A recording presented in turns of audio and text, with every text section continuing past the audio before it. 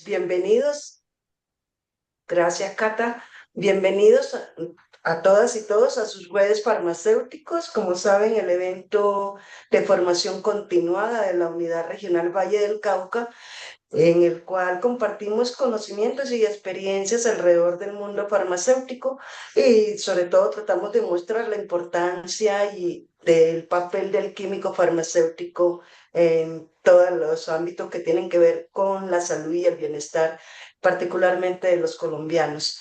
Hoy, antes de iniciar, quiero darle la palabra a nuestro presidente nacional, el doctor Federman Núñez, que tiene una información importante que comentarles. Luego yo les voy a transmitir otra información y luego arrancaremos la conferencia. Adelante, Federman, por favor. Bueno, muy buenas noches a todos. De verdad, colegas, es un gusto estar con ustedes acá y muchas gracias a Dios por su excelente conferencia. Les agradecemos que cierren sus micrófonos para poder conversar. Primero, pues comentarles una situación coyuntural que tuvimos el día de hoy en horas de la tarde, un tema de un spam que se generó con la información del colegio. Se envía la información básicamente con el objetivo de informarles que por favor no abran este spam y que lo eliminen. Al no abrirlo y eliminarlo, pues no van a tener ustedes ningún inconveniente y continúan con sus emails. Lo otro es, si en algún momento lo abrieron, entonces la idea es descargar, ir a la zona de descargas y eliminarlo directamente y sacarlo de la papelera de basura para que de esa forma quede eliminado este correo de spam. Entonces, para que por favor lo tengan presente, pues es una situación particular que ya tomamos acciones y realmente, pues como les decía, lo importante es que no lo abran y si lo abrieron, pues pasarlo a eliminarlo de descargas y eliminarlos de la papelera, entonces para que estén al día. Lo otro que quería comentarles es que el próximo lunes vamos a la representante, seguimos trabajando en los temas legislativos y la representante Jennifer Pedraza va a radicar un proyecto de ley para específicamente definir unas mejores condiciones para el año rural o primer año, en este caso para nosotros, del sector salud. Entonces estamos también trabajando por el futuro de los colegas. Entonces, esto quería comentarles como actividad legislativa que tenemos en este momento y bueno, la próxima semana pues invitarlos a que se unan a las celebraciones de cada una de las regionales para celebrar nuestro Día del Químico Farmacéutico, que es bien merecido por el gran trabajo que está desarrollando cada uno de ustedes en sus instituciones, en sus empresas, y que creo que es importante resaltarlo bajo el liderazgo de cada uno de nuestros colegas que están en las diferentes unidades regionales. Muchísimas gracias a todos por estar acá. Gracias, estimada Yasmin. Con mucho gusto, Federman. Muchísimas gracias a todos y todas por estarnos acompañando y agradecemos su comprensión de la situación que se ha presentado, que sale de nuestro control, pero ya estamos tomando las medidas pertinentes del caso. Agradezco que por favor mantengan los micrófonos cerrados para evitar interrupciones innecesarias.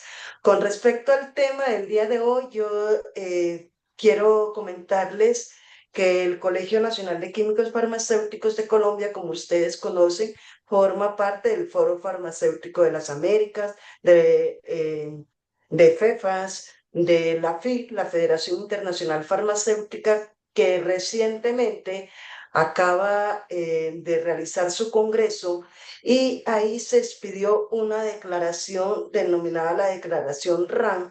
En ella se está promoviendo unos objetivos especiales y unas acciones específicas que como colegio, a través de nuestra sala especializada en resistencia antimicrobiana, que es liderada por el colega químico farmacéutico Donaldo de la Hoz, estaremos compartiendo oportunamente, pero sí quiero que la vayan conociendo y de verdad les agradecemos mucho que nos estén acompañando acá esta noche y en especial si nos colaboran cerrando los micrófonos. Esta noche tenemos a nuestro colega Diro Ricardo López Márquez, químico farmacéutico, especialista en gestión de la calidad, candidato a magíster en gestión de servicios de salud, líder del equipo PROA de Inversiones Clínicas Meta en Colombia, representante de las IPS entre el Comité de Infecciones Intrahospitalarias y de RAN del Departamento del Meta. Además, Dirol tiene en su haber un trabajo gremial como es ser el presidente de la unidad regional Llanos Orinoquía del Colegio Nacional de Químicos Farmacéuticos de Colombia. Dirol nos va a compartir esta noche la conferencia Uso racional de antibióticos en población adulta mayor, desafíos y oportunidades. Entonces, como siempre, a disfrutar la conferencia. Por favor, mantengamos los micrófonos cerrados y pueden ir escribiendo sus preguntas en el chat de la charla o al final también pueden levantar la manito para que hagan uso de la palabra. Entonces, sin más preámbulo, los dejo con Dirol. Adelante, por favor, y bienvenidos. Hola, colega, muy buenas noches. Un segundo, aquí pongo mi celular en silencio, por favor. Listo. Muy buenas noches a todos. Jasmine, muchas gracias por la presentación, por la información brindada a nuestro presidente Federman. Y sí, como lo dijo Jasmine, pues gracias a Dios me he ido formando, he ido aprendiendo de la vida. Qué más presentación que la me antecedió la colega realmente. Y hoy vengo a hablarles un poco de lo que la vida me ha enseñado, de lo que sé y de un tema que realmente me gusta y me apasiona. Esta presentación para mí a nivel personal pues es muy bonita, pues tengo la oportunidad de estar aquí en el colegio con mis colegas, hablarles y pues agradecerle a mi esposa que está aquí presente viéndome. Realmente ahí siempre nos acompañamos en los temas que nos gusta. Ella amante de la atención primaria en salud y a mí realmente me encanta todo lo que tiene que ver con resistencia antimicrobiana y uso de antibióticos. Entonces, para ahondar más, vamos a profundizar en el tema y para darle un inicio al tema, primero tenemos que entender o comprender brevemente qué es la resistencia a los antimicrobianos.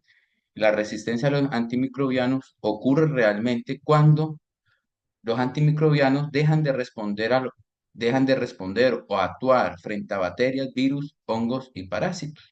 Y estos medicamentos realmente dejan de hacer un efecto en estos grupos de microorganismos. Consecuencias, las bacterias, virus, hongos y parásitos no responden a los tratamientos medicamentosos realmente usados. Hay dificultad en la cura de curaciones y pues realmente cuando vemos que hay dificultad en la cura de las infecciones, perdón, realmente esto conlleva a prolongar las estancias intrahospitalarias y a otros problemas de salud y a desenlaces realmente fatales y lamentables. Aumenta el riesgo de enfermedades graves, realmente, pues aumenta el riesgo de que desarrollemos infecciones por gérmenes multidrogos-resistentes, incrementa la mortalidad, pues realmente los pacientes terminan falleciendo en las unidades de cuidado intensivo, en hospitalización o en los distintos servicios donde se encuentren, y notablemente por la resistencia a los antimicrobianos reduce efectivamente la efectividad de los antibióticos y medicamentos antifúngicos, antivirales y antiparasitarios. Es decir, que estos microorganismos se empiezan a volver más fuertes realmente de lo que son. Este es un estudio de un análisis sistemático, una proyección para año 2019. Realmente este es uno de los estudios que más me gusta. Cuando tuve el placer de leerlo, me encantó. Y aquí podemos ver en la escala de moradito claro las muertes asociadas y en moradito oscuro las muertes atribuibles. ¿Qué es una muerte asociada? Es aquella muerte que el paciente falleció teniendo el virus, teniendo la infección causada por la bacteria. Ejemplo, un paciente que tiene una infección causada por una Escherichia coli, pero adicionalmente tiene unos factores de comorbilidad, como es un paciente diabético, insuficiencia cardíaca y demás, y la sumatoria de todo este cuadro clínico hizo sinergismo y el paciente falleció.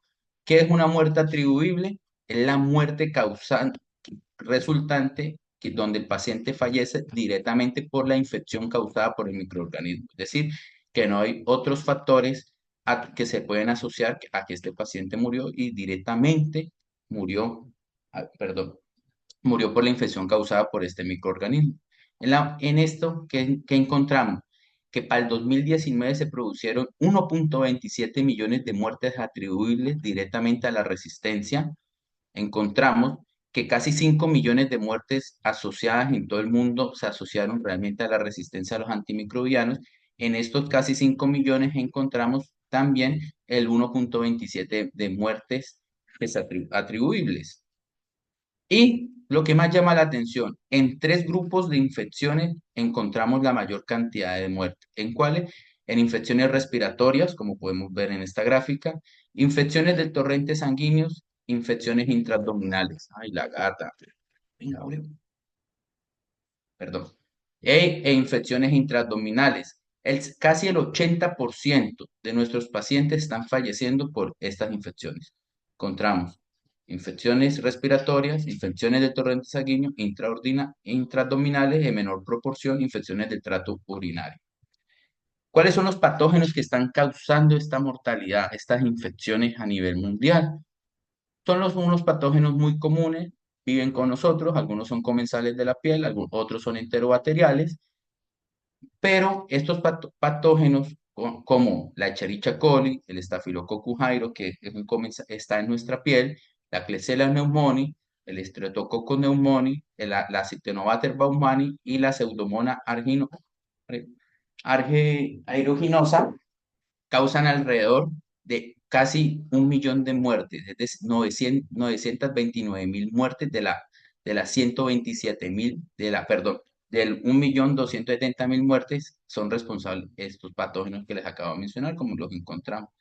Es decir, que son patógenos ya conocidos, muy habituales, familiarizados por nosotros, pero son los que nos están causando realmente los problemas en nuestras instituciones. Y realmente, ¿y por qué están causando problemas? Pues ya a opinión personal, están causando los problemas por prácticas deficientes en el aseo, en el higiene, no hay un lavado de manos adecuado y adicionalmente no hay un uso adecuado de antimicrobianos y la automedicación que está generando un impacto abismal. Ahora vamos a ver este otro estudio realmente muy bueno, pero vamos ya a tocar la población objeto de la presentación. Encontramos en la franja amarillita, amarillita como naranja, la población entre 50 y 69 años y en franja más oscurita la población mayor de 70 años que murieron en un rango desde el 1990 a 2020 que murieron por sepsis. Realmente la sepsis está matando a la población adulta. Encontramos que del 1990 al 2020, miren aquí, voy a anotar, miren aquí esta franja, cómo ha ido aumentando en los años la mortalidad, llegando a este número de muertes por sepsis realmente. Y miren esta otra, cómo ha venido aumentando. Es decir, que en la población adulta la mortalidad por sepsis, si hacemos el cálculo, ha venido en un aumento alrededor del 80%. El 80% ha aumentado la mortalidad por sepsis, algo que antes no estaba sucediendo. Mientras que la mortalidad de personas neonatales de 1990 a 2020, por todo lo que ha hecho el sistema de salud para prevenir la mortalidad infante de los neonatos, realmente se ha reducido y se ven los resultados. Pero notoriamente esta población inversamente proporcional a medida que disminuía, la población adulta fue la mayor afectada. ¿Por qué ocurrió? Descuidos, malos manejos, no se enfocaron en el tratamiento adecuado de antimicrobianos. ¿Qué pasó? Ya responderán los sistemas de salud. Ya pasamos. Ay, listo.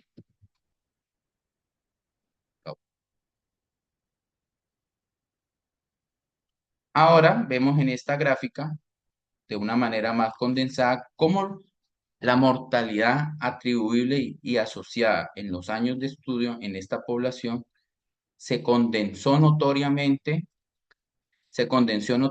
en la población adulta. Vemos cómo En franja verde está en 1990, en franja azulito los 2021. Vemos cómo se redujo en los pacientes neonatos y cómo se fue aumentando a partir de la población adulta que encontramos pacientes de 45, 49 años, pero lleguemos a los adultos, tercera edad realmente. 60, 64 años, 65, 69 años, 70, 74 años, y vemos la gráfica y cómo hubo un aumento de la mortalidad y vea cómo se centran los datos en la población de 65 años hasta 89 años de edad. Están muriendo los pacientes adultos y se evidencia realmente en esos estudios que la mortalidad realmente asociada y atribuible a los antibióticos se está centrando en la población adulta. No pasa.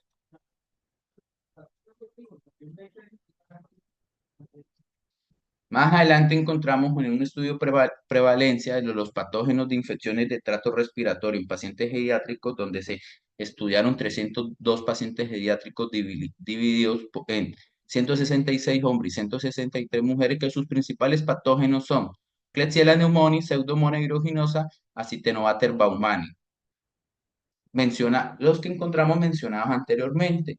Y que en Klebsiella pneumoniae y Escherichia coli encontramos mayores mecanismos de resistencia de expresión BLED. BLED son betalatamasas de espectro extendido. Corynebacterium stridum, en menor proporción, pero resistente a quinilonas como la ciprofloxacino y tetraciclinas. Encontramos Staphylococcus aureus, resistencia a la meticilina del 22.7%. Es un estudio del 2021, pero si vamos hoy a fechas actuales en Colombia, esta Staphylococcus aureus, de acuerdo a cifras del instituto y hablando por experiencia propia del perfil epidemiológico de mi institución, encontramos estafilos alrededor del 35, resistencia de Staphylococcus aureus resistente alrededor del 35 al 40%. Sensibilidad a vancomicina del 100%, esto es muy bueno. Y también en Colombia no hay un microorganismo aún resistente a vancomicina. Si lo llegan a descubrir, es importante notificarlo y ahí sería un objeto de estudio muy interesante. Y más del 90% de los pacientes con Klebsiella pneumoniae, Pseudomonas aeruginosa y Acetinobater baumannii terminaron hospitalizados en UCI. Hay que decir que se complicaron, requirieron unos cuidados intensivos en la población. Y no solamente que requieren unos cuidados intensivos en la población, sino que hablamos en términos de costos también, pues más costoso tener un paciente en UCI que en una cama en hospitalización. En otro estudio, donde se diferenciaron pacientes pediátricos, pacientes adultos y pacientes ancianos, en este encontraron tasas de Staphylococcus aureus metilinoresistentes en ancianos de alrededor del 28%, Staphylococcus aureus metilinoresistente en adultos del 22% y en niños del 11.2%. Es decir, que la resistencia bacteriana en el grupo de los ancianos afecta más realmente. Y en este estudio, que es un poco viejo, es del 2013, pero realmente representativo porque diferencia los tres grupos poblacionales, encontramos mayor productora de beta-lactamases de espectro extendido en en E. coli, perdón, en ancianos, en adultos y en niños respectivamente, es decir, que los gram negativos como la E. coli representan más fenotipos de resistencia, genotipos de resistencia en los pacientes ancianos. En este estudio abordaron 10 años de comparación y cómo en los 10 años estos pacientes realmente ambulatorios, cómo se les comportó su perfil de resistencia, básicamente en pacientes mayores de 65 años a nivel ambulatorio. ¿Y qué encontraron en los 10 años de estudio? Y realmente muy bueno porque evaluaron 10 años de estudio. Un aumento del 23.5% de la resistencia en ciprofloxacino en el grupo poblacional pediátrico.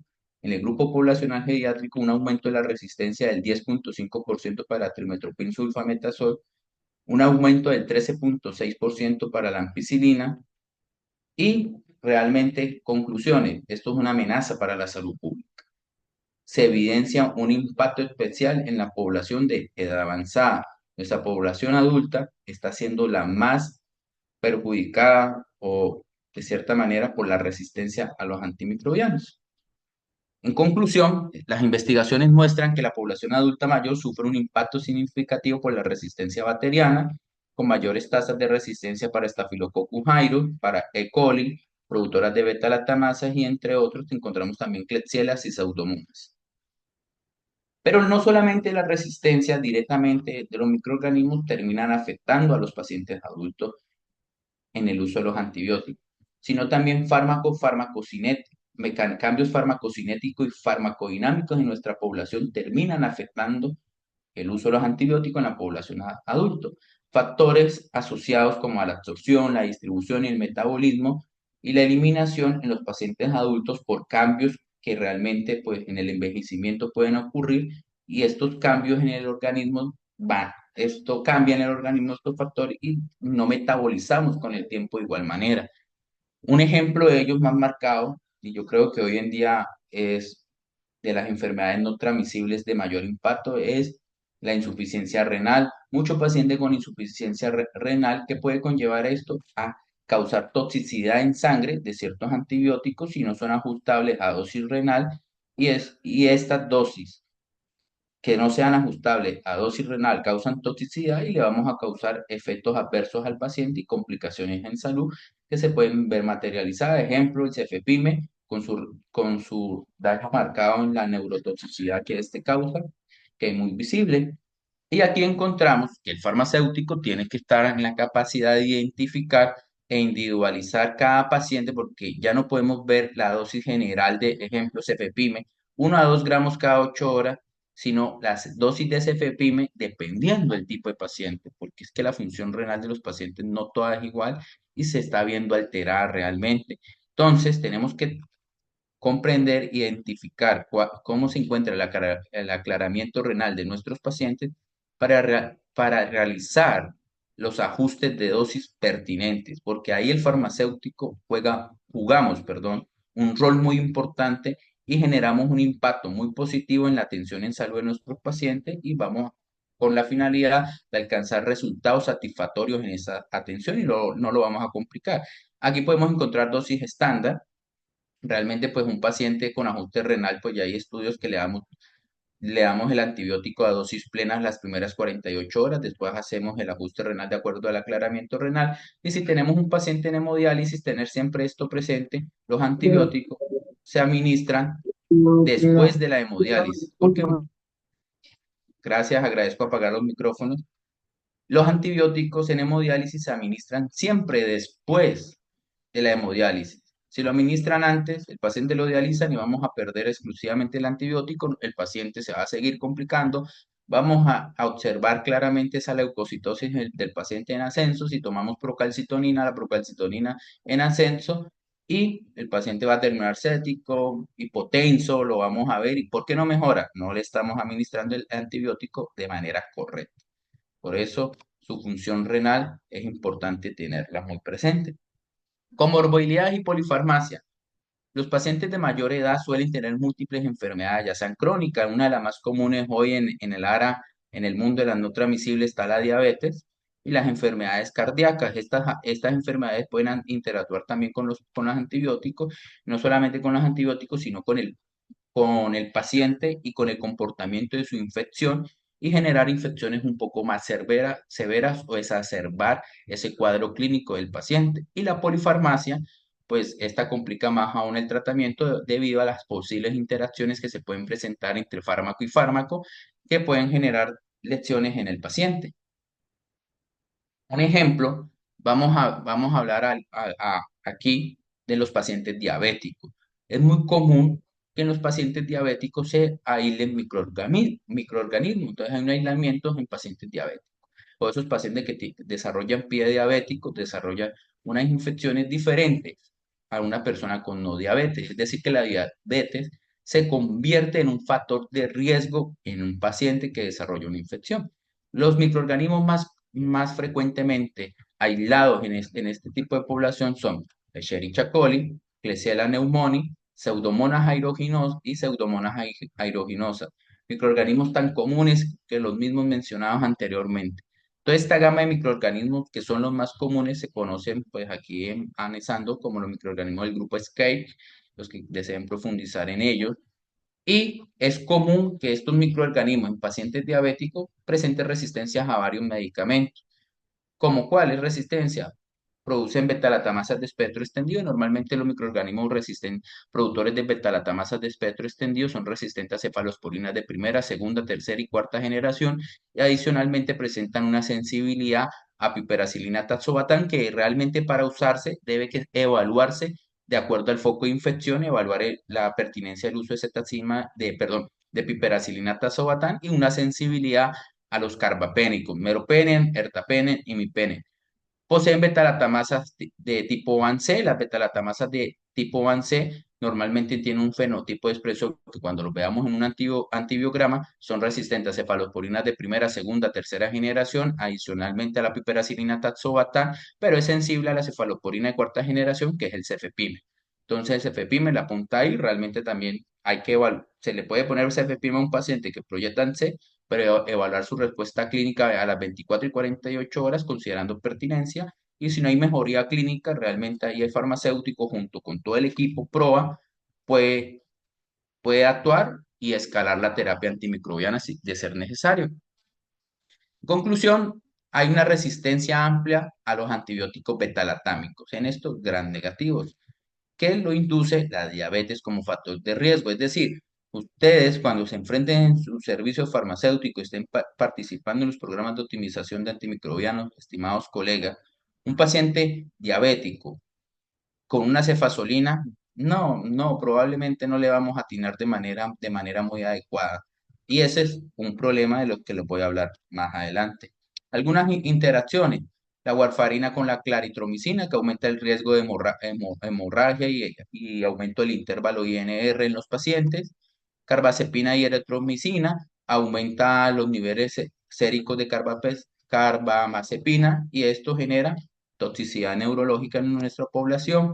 Fenitoína claritro, toxicidad por la fenitoína y algunos antibióticos que si no son ajustables a dosis renal generan también lesiones en nuestros pacientes y por eso es muy importante monitorear al paciente porque los pacientes nos hablan su función renal, cómo se encuentra su hígado, cómo se encuentra su función hepática, cómo están esas transaminasas, es muy importante vigilarla y monitorearla. Entonces las cefaloporinas normalmente altas dosis van a generar nefrotoxicidad, hepatotoxicidad y un efecto muy marcado, las convulsiones involuntarias en toxicidad. Los carbapénicos también marcan unas convulsiones en la población a nivel tóxico. El trimethoprim sulfametazol, encontramos estos pacientes que desarrollan niveles altos de trimethoprim sulfametazol, desarrollan leucopenia y trombocitopenia muy marcada y el inesolí, muy marcado su efecto en la capa blanca, y en la capa roja,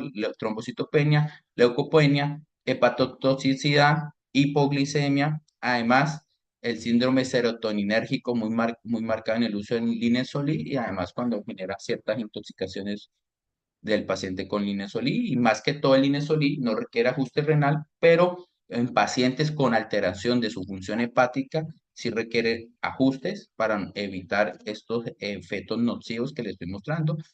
Y aquí es muy importante, donde el farmacéutico, nosotros los farmacéuticos debemos que ser vigilantes de que no se esté presentando en nuestros pacientes. Las prescripciones inadecuadas es el diario vivir, y esto era lo que les mencionaba anteriormente, que no es posible que un paciente diabético, adicionalmente otra comorbilidad que complica el estado de la prescripción de los medicamentos en los pacientes de pediátrico, encontramos el EPOC, es usualmente que desarrollen microorganismos, genotipos de resistencia más amplios y no les vamos a atinar con una cefalosporina, ¿no? Es un paciente diabético con una infección de vías urinarias, posiblemente requiere un espectro más alto, es decir, que una cefasolina y no le va a atinar y esto es prescripción inadecuada. Por eso es importante que el farmacéutico y el laboratorio clínico microbiología estén de la mano, farmacéutico infectología de la mano, farmacéutico médico de la mano y comprender que hoy en día la salud, y esto sí es una opinión muy personal y siempre lo he recalcado, la salud ya no es disciplinar, olvidémonos de eso y olvidémonos del ego que históricamente en este país y en Latinoamérica creo que han pensado que la salud es exclusivamente disciplinar y el médico es el único que atiende y es el que sabe de salud. La salud ya no es disciplinar, la salud ya es interdisciplinar y la salud ya está llegando a los niveles de la transdisciplinaridad. Todos los actores y todos los profesionales de la salud interactuamos y realmente todos contribuimos a la mejora del paciente. Enfermeras, con su labor hermosa a diario, farmacéuticos, auxiliares, médicos, trabajadores sociales, todos alertas ahí en la atención y en un foco centralizado que es el paciente. Entonces, a título personal, opinión personal a través de la experiencia, los farmacéuticos tenemos grandes oportunidades frente a estos retos de los cuales hemos hablado, posiblemente se me hayan escapado algunos. Entonces, ¿cuál es uno de los retos reales? Promover programas de optimización de antimicrobianos. Los programas de optimización antimicrobianos han mostrado resultados históricamente a nivel mundial. Yo, ahí aquí en Colombia, pues apenas desde el 2022 lo volvieron obligatoriedad y eso. Yo digo 2023. La resolución salió el 7 de diciembre del 2022. Eso nadie se la leyó entre el 7 de diciembre al 31 de diciembre. De pronto, por allá el 1 de diciembre se empezó a socializar y se empezó a conocer. Pero realmente, para mí, la resolución desde el 2023 está. Es importante implementar programas de seguimiento farmacoterapéuticos en nuestras instituciones, en pacientes complicados, en las unidades de cuidado intensivo. La medicina personalizada o individualizada por el paciente. Yo les decía, cada paciente nos habla, es por eso es importante abordar el paciente, abordar cada prescripción de los antibióticos y el paciente nos habla. Siempre yo acostumbro a decir que el paciente nos habla y el paciente no está hablando y yo tengo que estar capacitado y formado para interpretar el lenguaje del paciente. Es que el paciente no te va a decir, hola, ¿cómo estás? El paciente te muestra un paraclínico, te muestra una leucocitosis, te muestra una trombocitopenia, un resultado de microbiología que hay que interpretar de manera rápida. Ejemplo, esa es la relación que hay que tener farmacéutico, laboratorio de microbiología. Yo con mi microbiólogo en la institución, eso hablamos 24/7. Yo llego y yo le escribo a Claudita todas las mañanas. Hola Claudita, ¿cómo estás? Claudita, ¿qué ha crecido por ahí? Entonces Claudia, no, aquí hay pendiente unas carbapenasas, no, que no me ha enviado una prueba rápida de carbapenasa. Y yo enseguida llamo al médico, venga, por favor, enviemos las pruebas de carbapenasa, o si no, no le puede dispensar la cetazima ibatán que usted quiere formularle al paciente, o la cetazima ibatán astronana hasta que no se valide. O alcanzamos hace poco en la institución también una pelea de que incluimos el fungigrama. Venga, Doc, envíeme el fungigrama, vamos a optimizar el consumo de antifúngicos en nuestra institución. No a todos los pacientes le pones caspofungina, no a todos los pacientes le pones anfotericina. Vamos a ver cómo evolucionan los pacientes y sobre todo la mayor oportunidad que tenemos nosotros los farmacéuticos es la capacitación continua. Estos espacios de capacitación, el diálogo entre colega y colega y la comunicación permanente entre todos los actores realmente va a promover mucho la educación, va a promover mucho la educación y nos va a permitir generar conocimiento, oportunidades, aprendizaje. Diariamente estamos aprendiendo. Y los beneficios clínicos que realmente trae lo anteriormente mencionado, disminución de la resistencia antimicrobiana, podemos disminuir notoriamente la resistencia antimicrobiana. ¿Por qué la disminuimos? Porque es que si nos enseñamos a usar antibióticos de amplio espectro, estamos induciendo una resistencia por presión y realmente vamos a inducir resistencia. Si optimizamos su uso, racionalizamos su uso y prescribimos el antibiótico correcto, realmente esto va a mejorar. Optimización de los resultados terapéuticos en las infecciones. Ejemplo, vamos a dar los antibióticos correctos, en las dosis correctas, en la vía de administración correcta y el tiempo correcto de administración. No, es que el paciente le quiero dar 14 días, 15, no. Realmente los pacientes nos hablan, cada clínica un paciente habla. Hoy en día se están estudiando las terapias short o las terapias cortas en el uso de antibióticos y a un paciente con infección de vía urinaria ya los estudios muestran que es lo mismo darle 3 días que 7 días, algunos muestran que es lo mismo dar 5 días que 7 días de antibióticos, otros estudios en bacteremia muestran que es lo mismo dar 10 días de antibiótico que 14 días de antibiótico, es decir, que estamos optimizando 4 días de antibióticos y aparte de eso, 4 días de hospitalización, que realmente eso cuánto le cuesta al sistema sanitario a atender a un paciente. Reducimos las infecciones asociadas a la atención en salud, reducimos todas estas sillas que se presentan en nuestras instituciones. Y como a los gerentes, cuando uno les está hablando de estas cosas, y yo lo aprendí, porque yo les hablaba primero de la parte académica, es que la resistencia antimicrobiana nos está matando, y que esto, yo creo que a muchos de los que estamos aquí les ha podido pasar, el gerente le entra por aquí y le sale por acá. ¿Por qué? Porque el gerente lo ve y los demás lo ven como, no, esto me puede generar más costo. Cuando yo le dije al gerente, venga, hay que comprar, no tenemos cómo hacer paneles sindrómicos en nuestra institución, Filarray. Fabián, no sé si vas a hacer una pregunta, Fabián Belandia, o la dejamos para el final, porfa, que ya casi terminamos. Entonces no tenemos cómo hacer fila rey. Yo le dije, venga, compremos unas Carva 5 para esto. No, pero es que una Carva 5 me cuesta 100, si sale la prueba más o menos en 105.000, 110.000 pesos. Pero yo le dije, venga, pero la Carva 5 es facturable, se factura con código CUTS, es decir, que no se va a perder, no se va a perder, se la vamos, tiene sistema de retorno económico. Adicionalmente, vamos a prevenir y evitar y corroborar usar cetazimab y viatán. Una ampolla te cuesta 450.000 pesos. Entonces, mientras que salen los resultados completos del equipo, que puede demorar 3 días, con una prueba de rápida carbapenasa, yo identifico y optimizo mi terapia y le puedo ahorrar rápidamente a mi institución.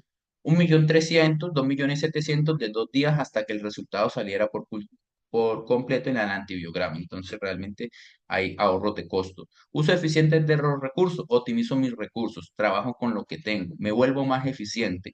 Hago que mi farmacia se vuelva más eficiente en el uso de los antimicrobianos realmente, y esto se ha reportado. Desafíos que nos vamos a enfrentar. El farmacéutico, nosotros nos debemos que formar en la interpretación adecuada de los antibiogramas. No, tenemos que saber cuándo un microorganismo es BLE, cuándo es ANSE, cuándo hay metilinoResistencia, cuándo estamos frente a una carbapenasa tipo serina, una carbapenasa tipo NDM, que hoy en el país y en los llanos orientales y en Bogotá las NDM están en aumento. Tenemos que saber cuándo realmente.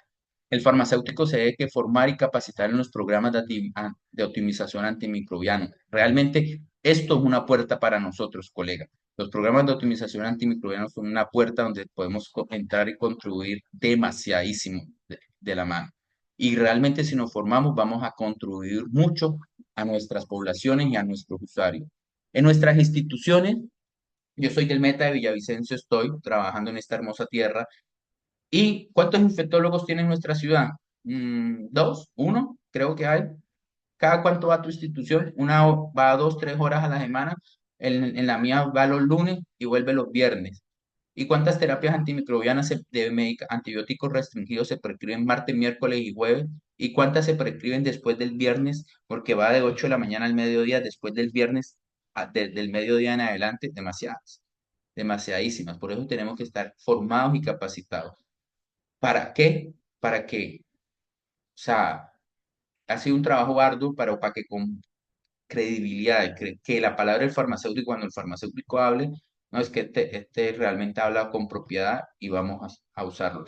¿Y esto va encaminado a qué? Fortalecemos nuestro liderazgo en el uso antimicrobiano. Es importante fortalecer nuestro liderazgo en el uso antimicrobiano y quitarle esa capa, esa gafa, esa venda que tienen ciertas áreas que asocian al farmacéutico, a la farmacia y a los procesos básicos de una farmacia. Selección, adquisición, recesión, dispensación y listo. No. Nosotros como profesionales, cada uno sabemos todo lo que nos formamos y todo lo que aprendimos en nuestras universidades y vamos a fortalecer nuestro liderazgo en el uso antimicrobiano porque tenemos la voz, la capacidad y la potestad para hablar. Y cuando les hablo de potestad, no es solamente una potestad dada por la formación, es que esto fue tomado tal cual como lo dice la resolución 2471 del 2022. Funciones del químico farmacéutico en los programas de optimización de antimicrobianos. Generamos recomendaciones de uso de los antimicrobianos.